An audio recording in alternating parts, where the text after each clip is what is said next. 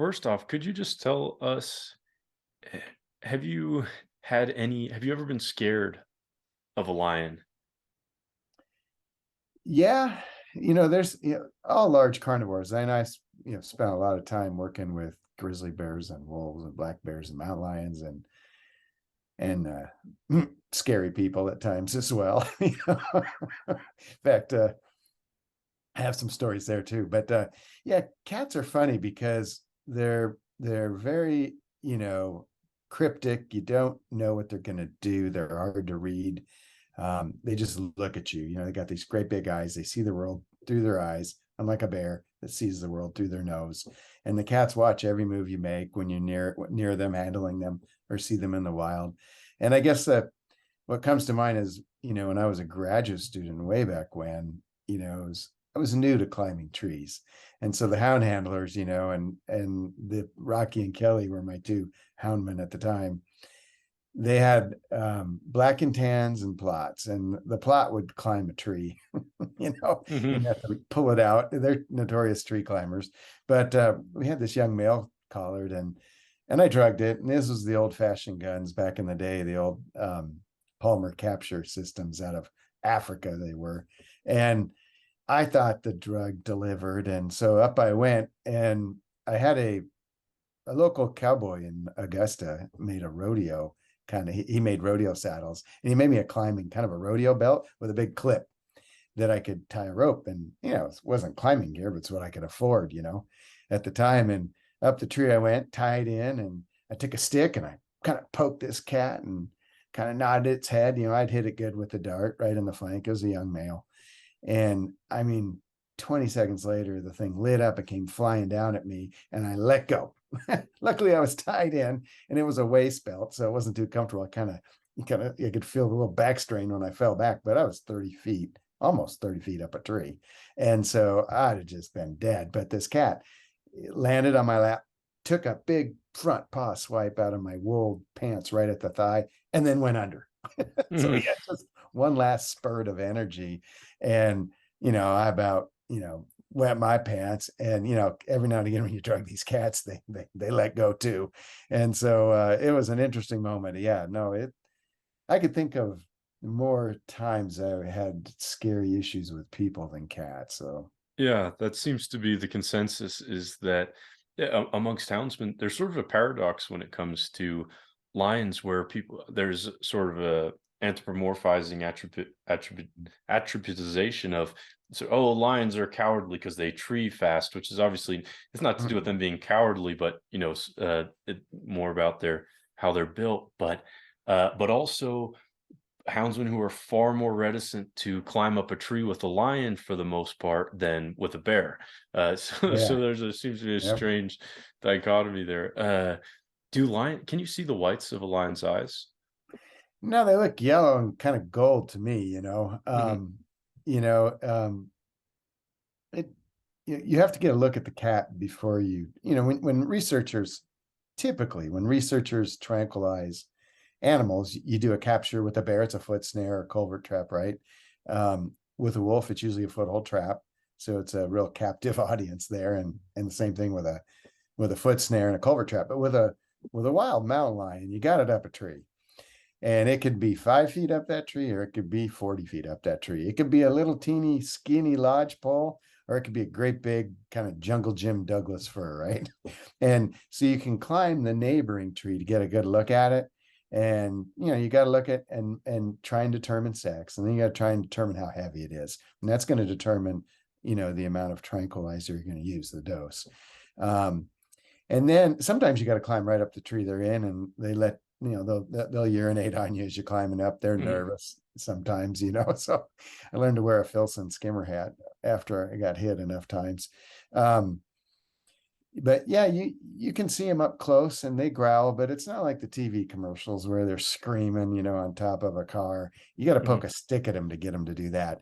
They'll just make a low rumble growl, or they'll show you their teeth kind of a stressful yawn. It's really showing stress. Mhm. And then you back away and you load up your dart and fire it. And you got to get up the tree once that cat's down pretty quick because you don't want it to fall out, and tie a rope around it and lower it down. and that's Well, always a are rodeo. they are they stressed to be in a tree? They are not if there are no dogs barking at them or a person below. I mean, they're very agile climbers, right? Right. But with dogs barking and a human or a crowd of people below, yeah, they're stressed. They're It's not. stressed. Yeah, in my mind, it doesn't hurt them, but it's stress.